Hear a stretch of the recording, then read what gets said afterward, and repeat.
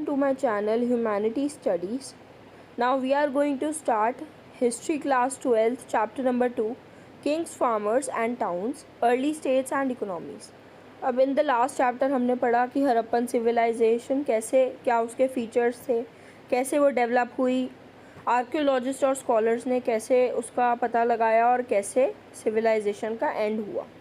अब second chapter में हम लोग पढ़ेंगे कि हड़प्पन सिविलाइजेशन को ख़त्म हुए 1500 साल में क्या क्या डेवलपमेंट्स सब कॉन्टिनेंट के बाकी हिस्सों में देखने को मिलती हैं। अब इस टाइम पे क्या क्या चीज़ें देखने को मिल रही थी। फर्स्टली तो था कि ऋग्वेदा कंपोज होना शुरू हो गया था। जो लोग 1500 साल मतलब इंडस वैली में और उसकी ट्रिब्यूटरीज़ के आसपास रहते थे, जो नए लोग आए थे सेटलमेंट करने, not about the Harappan civilization people but जो अलग सिविलाइजेशन के लोग आए थे, उन्होंने ऋग्वेदा की कॉम्पोजिशन स्टार्ट करी थी। और हम लोग देखते हैं कि खेती बाड़ी के भी एविडेंसेस मिलते हैं अलग अलग जगहों से। For example north India, Deccan plateau और कर्नाटका के कई एरियाज से। खाली खेती बाड़ी के ही नहीं बल्कि हमको पशुपालन यानी कि पेस्टोरल पॉपुलेशन के भी एविडेंसेस देखने को मिलते हैं। और एक और चीज़ जो बहुत ज़्यादा इम्पॉर्टेंट है वो ये है कि दफनाने के नए तरीके देखने को मिलते हैं इस पीरियड ऑफ टाइम में। There are new modes of disposal of the death. अब बेसिकली उसमें क्या था, एक तरीका which is very important, it is known as megaliths. अब मेगालिथ्स का क्या मतलब होता है कि जैसे किसी भी डेड बॉडी को दफनाया जाता है, आज भी ये चीज़ प्रैक्टिस होती है। दफनाए जाने के बाद जो है पत्थर लगाया जाता है एक बड़ा सा, जिसके ऊपर शायद नाम वगैरह कुछ लिखा होता है, तो उस मेथड को कहते हैं मेगालिथ्स। अब इस टाइम पे जो था मेगालिथ्स का एमर्जेंस देखा जाता है सेंट्रल और साउथ इंडिया में। और बहुत सारे केसेस में जो मरे हुए बंदे थे उनके साथ बहुत रिच रेंज यानी कि बहुत रिच वैरायटी में जो है आयरन टूल्स और वेपन्स दफनाए जाने के एविडेंसेस मिलते हैं। अब बेसिकली जो ये सेकंड चैप्टर है ये बेसिकली 600 BC से 600 CE के टाइम पीरियड को कवर करता है। अब हम लोग देखते हैं कि 6th सेंचुरी में बहुत सारे ट्रेंड्स देखने को मिले। फर्स्टली जो मोस्ट विजिबल था कि इस टाइम ऑफ पीरियड में बेसिकली अर्ली स्टेट्स का डेवलपमेंट हुआ, एम्पायर्स आए, बड़े बड़े राजा आए कि राजाओं के किंगडम्स का एविडेंस देखने को मिलता है। और जब राजा महाराजा आए तो पॉलिटिकल प्रोसेस भी तो होगा चेंज, पॉलिटिक्स भी चेंज होगी। और कैसे एग्रीकल्चर, खेती बाड़ी की कैसे प्रोडक्शन को उस टाइम पे ऑर्गेनाइज करा गया था ये भी हम देखेंगे इस चैप्टर में। और न्यू टाउन्स कैसे डेवलप हुए, क्योंकि राजा आए इन रूल, तो फिर उन्होंने कैसे टाउन्स की डेवलपमेंट कराई, कैसे अपने किंगडम्स बनाए, कैसे कंट्रोल करा पॉलिटिक्स को, ये सब हम देखेंगे इस चैप्टर में। हिस्टोरियंस ने बहुत सारे डेवलपमेंट्स को देखते हुए पता लगाने की कोशिश करी है इतिहास के बारे में, जिसमें कि बेसिकली मेन सोर्सेज हैं इंस्क्रिप्शन, टेक्स्ट, कॉइन, सिक्के, विजुअल मटेरियल जो देखने को हमें मिलता है, टेक्स्ट भी लिखे राजाओं ने, जिसके बारे में हम इतिहास के बारे में पता लगा सकते हैं। अब ये बहुत ज़्यादा कॉम्प्लेक्स प्रोसेस है क्योंकि हिस्ट्री को पता लगाना बहुत डिफ़िकल्ट है, क्योंकि इन सब चीज़ों से भी हमें पूरी कहानी का पता नहीं चलता है। History at its exact rate पे हमको पता नहीं चलती है। हाँ, हम थोड़ा बहुत पता लगा सकते हैं कि इस टाइम पे ये चीज़ हुई होगी, बट प्रॉपर हम पूरे तरीके से एग्जैक्ट रूप में नहीं कह सकते कि हाँ भाई ये चीज़ उस टाइम पे हुई थी। तो ये सोर्सेज हमें जो है पूरी इंटायर स्टोरी नहीं बताते हैं। Now princeps and Piyadasis. अब जो सबसे ज़्यादा मोमेंटस यानी कि सबसे ज़्यादा इम्पोर्टेंट डेवलपमेंट इंडियन एपिग्राफी में देखने को मिली, वो मिली करीबन 1830 के टाइम पे, जब जेम्स प्रिंसिप थे ऑफिसर ईस्ट इंडिया कंपनी के। उन्होंने ब्राह्मणी और खरोस्ती की लैंग्वेज को डेसिफर कर लिया। डेसिफर का मतलब होता है पता लगा लिया कि उस टाइम के लोगों ने इस लैंग्वेज में क्या लिखने की कोशिश करी थी। और जब उन्होंने डीपली स्टडी करा तो उनको पता लगा कि जो अर्ली स्क्रिप्ट्स थी उनमें राजा को यानी कि किंग को कैसे मेंशन करा गया है एज अ पियादसी। पियादसी का मतलब था प्लेजेंट टू बी होल्ड, यानी कि प्लेजेंट टू बी होल्ड यानी रिस्पेक्टफुल मैन, अच्छे जो थे आदमी वो, मतलब कि किंग को पियादसी के टर्म से मेंशन करा गया था इन अर्लीस्ट इंस्क्रिप्शंस में। और बहुत सारी इंस्क्रिप्शंस हमें ये भी बताती हैं, किंग अशोका का भी रेफरेंस मिलता है इंस्क्रिप्शन से। और अशोका बहुत सारे स्टूडेंट्स को पता होगा, बहुत नाम सुना है अशोका का, जो कि एक बुद्धिस्ट जो रूलर थे जिनका बुद्धिस्ट टेक्स्ट से भी बहुत लेना देना था, बुद्धिज़्म फॉलो करते थे वो। तो अब ये जो डेसिफर उन्होंने कर लिया था, पता लगा लिया था कि दो जो स्क्रिप्ट्स थी ब्राह्मणी और क्रोष्टी उसके अंदर क्या क्या लिखा हुआ था, इसकी वजह से एक नया सिरा मिला, एक नई डायरेक्शन मिली इन्वेस्टिगेशन को। बेसिकली किसकी, इंडिया के पॉलिटिकल इतिहास के बारे में बहुत कुछ पता लगा। और इंडिया के और यूरोपियन के जितने भी स्कॉलर्स थे उन्होंने पता लगाया इन इंस्क्रिप्शन और टेक्स्ट से कि उस टाइम पे क्या क्या मेजर डायनेस्टीज़ थी, क्या लाइनेज थी, कौन सा रूलर पहले आया, कौन सा बाद में आया, और किन किन महान किंग्स ने उस टाइम पे सब कॉन्टिनेंट्स को रूल करा था।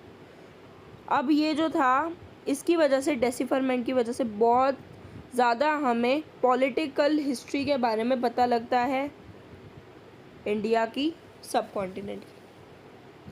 अब बहुत सारे जो स्कॉलर्स थे उन्होंने अपने थोड़ा फोकस चेंज भी करा इस चीज़ में, क्योंकि अब वो ना सिर्फ पॉलिटिकल इतिहास के बारे में जानना चाहते थे, बट वो ये भी जानना चाहते थे कि पॉलिटिकल चेंजेस का कैसे लेना देना था इकोनॉमिक यानी कि पैसे से रिलेटेड और सोसाइटी से रिलेटेड।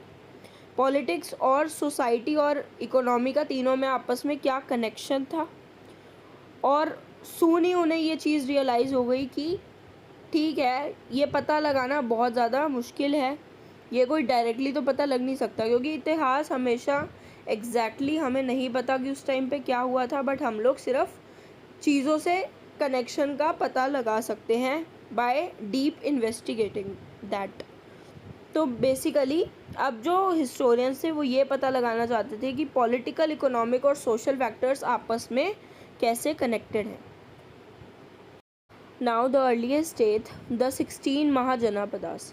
अब जो 6th सेंचुरी BCE थी वो इंडिया के इतिहास का एक मेजर टर्निंग पॉइंट का पीरियड माना जाता है, क्योंकि बेसिकली इस एरा के दौरान अर्ली स्टेट्स और सिटीज़ डेवलप होना स्टार्ट हुई थी, और इस टाइम पे ही आयरन का यूज़ होना स्टार्ट हुआ था और सिक्कों की भी डेवलपमेंट देखने को मिलती है 6th सेंचुरी BC के दौरान।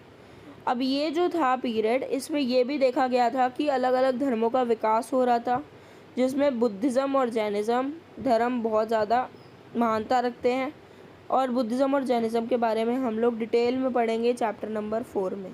और हम लोग देखते हैं कि इस दौरान और क्या हो रहा था कि 16 स्टेट्स जो थी वो एमर्ज हो रही थी और बहुत ज़्यादा इम्पॉर्टेंट बनी आगे जाके, जिनको कहा जाता था महाजनापदा। अब स्कूल में भी एक मेरा यही तरीका था महाजनापदास को लर्न करने का, वो था KPMG कर्व। कुरु, पंचाल, मगध, गंधार, कौशल, अवंती और वज्जी, ये थी जिनको मेजर मोस्ट इम्पॉर्टेंट महाजनापदास का बोला गया था, और यही एक मेरा तरीका था लर्न करने का। हो सकता है आपको भी ये हेल्पफुल रहे, तो प्लीज़ ट्राई इट। और यही थी इस टाइम की मेजर डेवलपमेंट की महाजनापदास जो थे वो इस टाइम पे डेवलप होते हुए दिखे। अब ज़्यादातर जो महाजनापदास थे वो कौन रूल करता था, वो राजा रूल किया करते थे। कई में राजा करते थे और कई में राजास करते थे। कई में एक किंग होता था और कई में ग्रुप ऑफ किंग्स थे जो रूल किया करते थे, और उन ग्रुप्स को क्या कहा जाता था, गनास और संघास। These were ओलिगैर्क्स। ओलिगैर्कीज का मतलब होता है कि पावर जो है वो कोई एक बंदा शेयर नहीं करता, बल्कि नंबर ऑफ मेंस होते हैं जो पावर में होते हैं। और अगर हम लोग बुद्धा और महावीरा की बात करें तो बुद्धा और महावीरा भी इन्हीं ग्रुप से बिलोंग करते थे, जहाँ पे बहुत सारे मेंस पावर में थे। और अगर हम लोग वज्जी के संघा के बारे में पढ़ते हैं तो बेसिकली हम पता करते हैं कि जो राजा हुआ करते थे वज्जी संघा के, वो ज़मीनों और बाकी सारे रिसोर्सेज को कंट्रोल किया करते थे, क्योंकि राजा थे, राजा के अंडर ऑब्वियसली राजा कंट्रोल करता है चीज़ें। और इन राजाओं के बारे में जो है इनका इतिहास पता लगाना बहुत ज़्यादा मुश्किल है, क्योंकि हमारे पास ज़्यादा सोर्सेस इनके बारे में अवेलेबल नहीं है। और इनकी जो स्टेट थी वो खाली 1000 साल तक ही रही है। अब हर एक महाजनपदा की एक कैपिटल सिटी हुआ करती थी, और सारे महाजनपदास जो थे वो फोर्टिफाइड थे। फोर्टिफाइड का मतलब होता है कि बहुत स्ट्रॉन्ग तरीके से बनाना अपने स्टेट को, ताकि कोई भी बाहर का बंदा आसानी से हमला ना कर पाए। अब फोर्टिफिकेशन में भी बेसिकली क्या होता है कि आर्मीज़ अच्छी बना लो, ताकि सामने वाला अगर हमला करे तो हम भी अपना डिफेंस कर पाएँ। आर्मीज़ अच्छी बनाई, ब्यूरोक्रेसीज़ बनाई, ताकि टाइम टू टाइम जो है इंस्टीट्यूशंस डिस्कस कर पाएँ कि कौन से तरीके से अच्छे से अपने आप को प्रोटेक्ट करना है और आगे कैसे बढ़ना है। और इन सब चीज़ों के लिए क्या चाहिए थे? रिसोर्सेज चाहिए थे। तो फ्रॉम 6th सेंचुरी ऑनवर्ड्स हम लोग देखते हैं कि जो ब्राह्मण्स थे उन्होंने संस्कृत के टेक्स्ट बनाना, कंपोज करना शुरू कर दिया था, जिनको धर्मासूत्रास भी बोला जाता है। और इन टेक्स्ट के अंदर बेसिकली नॉर्म्स लिखे हुए थे। नॉर्म्स होता है रूल्स, लिखे हुए थे राजाओं के लिए कि उन्होंने कैसे अपना राज्य को चलाना है। और राजाओं से ये भी एक्सपेक्ट किया जाता था कि वो क्षत्रिय जाति से बिलोंग करते हों। इसका हम 3rd चैप्टर में पढ़ेंगे। जो 4 वर्णा थे उनका क्या था और कैसे डिवाइडेड थे वो सोसाइटी में। तो जो राजा थे उनको क्षत्रिय वर्णा से ही मतलब वो होने चाहिए, ये एक्सपेक्ट किया जाता था इस धर्मासूत्रास के अकॉर्डिंग। अब नाउ रूलर्स जो थे उनको टाइम टू टाइम एडवाइस किया गया था। धर्मसूत्रास में रूल्स लिखे गए थे कि उनको कैसे टैक्सेस को कलेक्ट करना है। जैसे आज के टाइम पे जो सरकार है वो टैक्सेस लेती है, तो उस टाइम पे भी राजा जो थे अपने नागरिकों को रहने के लिए और प्रोटेक्शन प्रोवाइड करते थे, तो उनके बदले में टैक्स लिया करते थे, ट्रिब्यूट्स लिया करते थे कल्टीवेटर से। अब एक जो क्वेश्चन अराइज होता है वो ये होता है कि क्या उस टाइम पे जो लोग जंगल में रहते थे या जो पशुपालन करते थे, क्या उनसे भी टैक्स वसूला जाता था? क्या उनसे भी कुछ रिसोर्सेज लिए जाते थे? तो हमें उस चीज़ का नहीं पता है। बस हमें बेसिकली क्या पता है कि उस टाइम पे रेड्स हुआ करती थी। जो राजा थे वो साथ वाले नेबरिंग स्टेट्स के ऊपर रेड्स डाला करते थे, और बहुत सारे पैसे, ज्वारा, हीरे, वो सब चीज़ें रिसोर्सेज एक्वायर करने का एक तरीका था रेड्स। अब हम देखते हैं कि इस समय के दौरान जो है बहुत सारी स्टेट्स ने स्टैंडिंग आर्मी भी प्रोवाइड करी थी, ताकि अपने राज्य को कैसे बचाया जाए सामने हमले से। और उन्होंने टाइम टू टाइम ब्यूरोक्रेसीज यानी कि इंस्टीट्यूशंस भी डेवलप करवाए थे। अब इन सब चीज़ों के लिए बेसिकली किसके ऊपर डिपेंडेंट थे? जनता, नागरिक यानी कि पेजेंट्री के ऊपर डिपेंडेंट थे। यही लोग जो थे आगे जाके सिपाहियों का भी काम करते थे, और कुछ नागरिक जो थे वो आर्मीज़ के लिए भी लड़ा करते थे उस टाइम पे देश के लिए। तो ये सब बनाने के लिए मिलिट्री वगैरह की ज़रूरत पड़ती थी, जो कि बेसिकली पीजेंट्स और बाकी नागरिकों से बनती थी। अब हमने 16 महाजनपदास के बारे में पढ़ा था, तो अब हम पढ़ेंगे कि सबसे ज़्यादा जो उस टाइम पे पावरफुल था वो था Magadh. So first among the 16 Magadha. Now 6th और 4th सेंचुरी के BCE में ये चीज़ देखी गई है कि मगध जो था वो इन सारे महाजनपदास में से सबसे ज़्यादा पावरफुल बन गया था। अब हिस्टोरियंस ने बहुत सारे तरीक़ों में, वैरायटी ऑफ वेज में बताया है कि मगध के पावरफुल होने के पीछे क्या क्या कारण थे।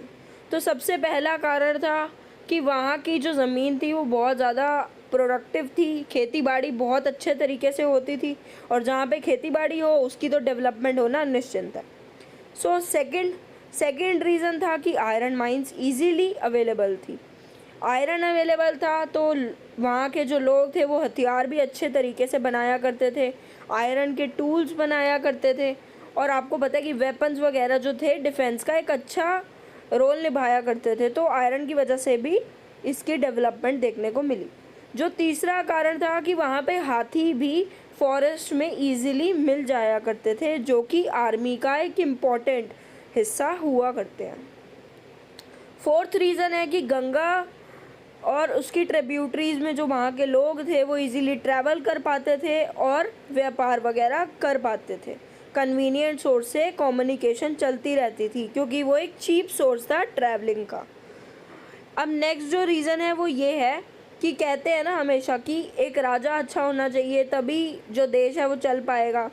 तो मगध की जो पावरफुल हुआ मगध इतना ज़्यादा, उसके पीछे भी उनके बहुत एम्बिशियस राजाओं का हाथ है, जिन्होंने ऐसी नीतियाँ अपनाई, ऐसी पॉलिसीज़ अपनाई, जिसकी वजह से मगध की इतनी ज़्यादा डेवलपमेंट हुई और वो पावरफुल हुआ। तो बुद्धिस्ट और जैना राइटर्स ने लिखा है कि मगध की जो पावर है उसके पीछे उनके एम्बिशियस किंग्स का हाथ है, जिसमें मेन नाम लिखे गए हैं बिंबिसारा, अजातशत्रु और महापद्मानंदा, जो बहुत ही अच्छे शासक माने जाते हैं, यानी रूलर्स माने जाते थे, किंग। और उनके जो मिनिस्टर्स थे उन्होंने भी ऐसी नीतियाँ अपनाई, जिसकी वजह से मगध जो था वो एक पावरफुल महाजनपदा की तरह डेवलप हुआ। शुरुआत में मगध की जो कैपिटल थी वो थी राजगाह।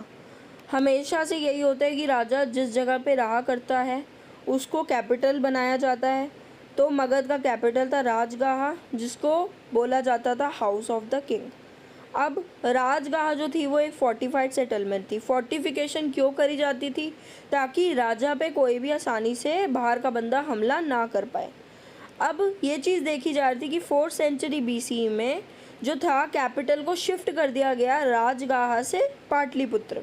पाटलिपुत्र को नया कैपिटल इसलिए बनाया गया रूट्स को देखते हुए कि कम्युनिकेशन जो है वो बेटर कौन से कैपिटल से हो रही है, गंगा वैली के साथ, क्योंकि कम्युनिकेशन भी ज़रूरी है, ट्रैवलिंग कैसे हो रही है। तो इस वजह से 4th सेंचुरी में राजगाह से शिफ्ट करके जो कैपिटल था वो पाटलिपुत्र को बनाया गया। An early empire.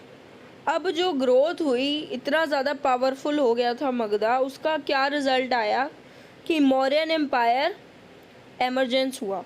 और सबको पता है कि मौर्यन एम्पायर का फाउंडर कौन था? चंद्रगुप्त मौर्य। और इनका रूल जो था वो इतना ज़्यादा इफ़ेक्टिव था कि इनका रूल जो था वो नॉर्थ वेस्ट तक लागू होता था। अफ़गानिस्तान और बलूचिस्तान के एरियाज़ भी उनके अंडर थे।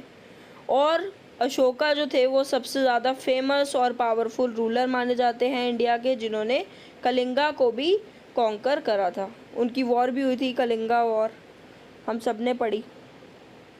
तो उसके बाद मौर्यन एम्पायर की एमरजेंस देखी गई। अब मौर्यंस का जो था हमने एमरजेंस देखा। अब सबसे जो मेन क्वेश्चन दिमाग में उठता है वो ये चीज़ है कि ठीक है मौर्यस उस टाइम पे आए होंगे, लेकिन हिस्टोरियंस ने कैसे पता लगाया कि मौर्यन एम्पायर का क्या इतिहास था? ठीक है, तो बहुत सारे सोर्सेज हैं जो मौर्यन एम्पायर के इतिहास को रिकन्स्ट्रक्ट करने में मदद करते हैं। तो पहला ऐसा सोर्स है आर्कोलॉजिकल फाइंड्स, जिसके अंदर स्कल्पचर्स आते हैं, जो बहुत वैल्यूएबल सोर्स है मौर्यन एम्पायर के इतिहास के बारे में। दूसरा है कि मेगास्थनीज ने जो अकाउंट लिखा था वो अभी तक सर्वाइविंग है, और उससे हम लोग बहुत सी चीज़ें रिकवर कर पाए हैं, रिकन्स्ट्रक्ट कर पाए हैं इतिहास के बारे में। तीसरा और बहुत इम्पॉर्टेंट सोर्स है वो है अर्थशास्त्र। अर्थशास्त्र जो थी वो कौटिल्य ने लिखी थी, और कौटिल्य जो थे वो कौन थे? चंद्रगुप्त के मिनिस्टर माने जाते हैं, और बहुत ही ज़्यादा इंटेलिजेंट थे ये। इन्होंने इकोनॉमी के बारे में बहुत बताया है मौर्यन एम्पायर के। और उस टाइम के जो धर्म थे उनकी बहुत सारे लिटरेचर्स में भी मौर्यन एम्पायर का जो है जिक्र पाया गया है, जैसे कि बुद्धिस्ट, जैनास, पुराणिक और संस्कृत के जो उस टाइम की किताबें थी, लिटरेरी वर्क्स हमें देखने को मिले, उसमें मौर्यास का जिक्र है। और वाइल दीज यूज़फुल, बहुत ज़्यादा ये यूज़फुल हैं, और बहुत सी इंस्क्रिप्शंस मिली हैं जो कि अशोका से रिलेटेड हैं। बहुत से रॉक और पिलर्स पे डेट मेंशन करी गई है, अशोका के बारे में मेंशन करा गया है, जिससे इतिहासकारों ने पता लगाया है मौर्यन एम्पायर का इतिहास। अब अशोका जो थे वो पहले ऐसे रूलर थे जिन्होंने अपनी प्रजा के लिए, जैसे उनको कोई संदेश देना था या कोई मैसेज देना होता था, तो वो स्टोन्स यानी कि पत्थरों पे उसको इंस्क्राइब कराया करते थे। इंस्क्राइब यानी कि लिखा करते थे, और उसके थ्रू मैसेज पहुंचाया करते थे।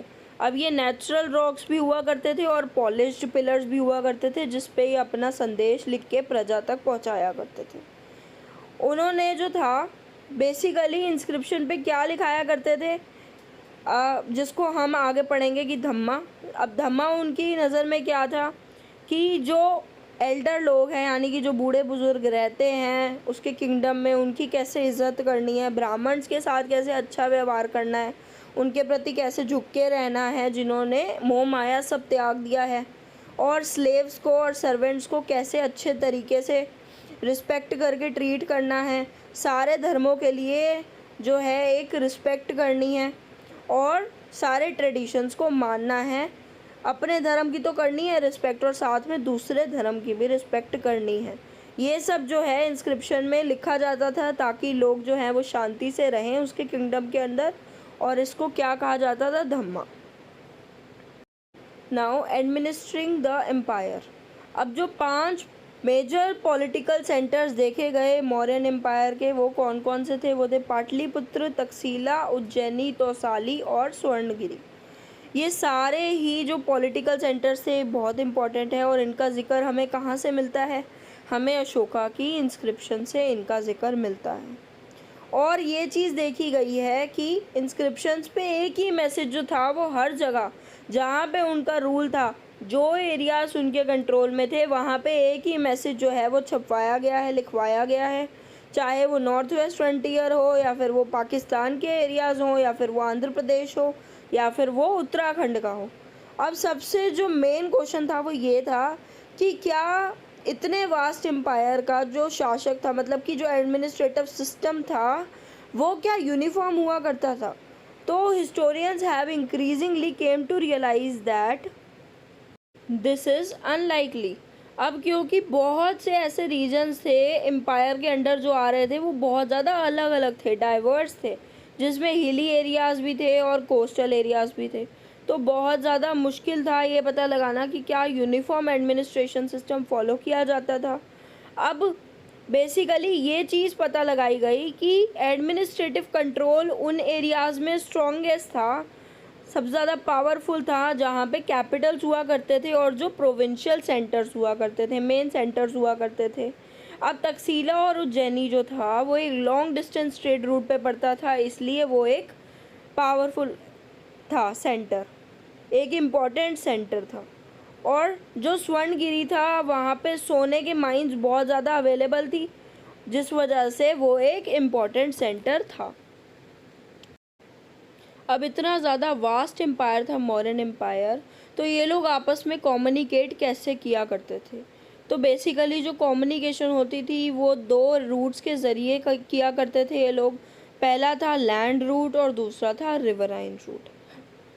अब हमेशा जो थी जर्नी यही रहती थी कि सेंटर पे जो जैसे राजा जो हैं वो कुछ संदेश भेजते थे अपनी प्रजा के लिए, तो हमेशा जर्नी सेंटर से छोटे छोटे प्रोविंसेस तक जाया करती थी, जो संदेश लेके जाया करते थे राजा का। अब बेसिकली इनके लिए, अब जो लोग संदेश लेके जा रहे हैं उनके लिए कुछ प्रोटेक्शन का भी तो रास्ता करा होगा ना, उनके लिए, उनको प्रोटेक्ट करने के लिए कुछ बंदोबस्त करने होते थे। जो लोग मूव का काम करते थे, मूव का मतलब है चला करते थे, जो संदेश लेके जाया करते थे, तो ये ऑब्वियस था कि आर्मी जो थी वो इंश्योर करती थी कि कैसे उनको प्रोटेक्शन दी जाए। अब मेगास्थनीज में जो है 6 कमिटीज़ का जिक्र मिला है, 6 सब कमिटीज़ का जिक्र मिला है जो कि मिलिट्री की एक्टिविटीज़ को कोऑर्डिनेट करती थी। पहली जो होती थी वो नेवी को देखा करती थी, दूसरी कि कैसे ट्रांसपोर्ट करना है, कैसे चलना है, उन सब का बंदोबस्त दूसरी कमेटी करा करती थी। तीसरी जो थी वो फुट सोल्जर्स, जो चल के सोल्जर्स जाया करते थे प्रोटेक्शन के लिए, उनका बंदोबस्त करती थी। चौथी जो थी वो हॉर्सेस का करती थी, और 5th चैरियट्स का, और 6वां हाथी का बंदोबस्त करती थी। अब जो सेकंड कमिटीज़ में लिखा गया है कि ट्रांसपोर्ट और प्रोविजंस का काम देखा करती थी ये कमेटी, तो इसके अंदर बेसिकली क्या होता था कि बुलक कार्ड्स का अरेंजमेंट कराना, जो लोग संदेश लेके जा रहे थे उनके लिए प्रॉपर ट्रैवलिंग का अरेंजमेंट हो, सोल्जर्स के लिए खाना लेके जाया जाए, और जो एनिमल्स ट्रैवलिंग कर रहे हैं उनको प्रॉपर खाना दिया जाए, और सर्वेंट्स और आर्टिशंस को टाइम टू टाइम जो है सोल्जर्स पर देखा जाता था कि क्या वो सही तरीके से और प्रोटेक्टेड हैं ट्रैवलिंग के दौरान। तो ये सब के बंदोबस्त किया जाता था उस टाइम पे। अब अशोका जो थे उन्होंने पूरी कोशिश करी कि वो अपने एम्पायर को इकट्ठे बांध सकें, इकट्ठे लोगों को लेके चल सकें, और जिनको जो कोशिश थी उन्होंने कैसे करी, धम्मा को प्रोपोगेट करके। अब ये जो एक ऐसे प्रिंसिपल्स थे जिसमें हमने पीछे भी पढ़ा कि बुज़ुर्गों की कैसे रिस्पेक्ट करनी है, ब्राह्मण्स की तरफ जनरॉसिटी कैसे रखनी है, हर एक धर्म की रिस्पेक्ट करनी है, इज़्ज़त करनी है, सर्वेंट्स के साथ अच्छा बिहेव करना है। तो मतलब ऐसे रूल्स धम्मा पे बनाए गए जो कि यूनिवर्सली एप्लीकेबल थे, इजीली फॉलोड कर सकती थी प्रजा उनकी। And this according to him would ensure the wellbeing of people in this world. और अशोका का ऐसा मानना था कि धम्मा को फॉलो करके जो है सबका भला हो सकता है संसार में।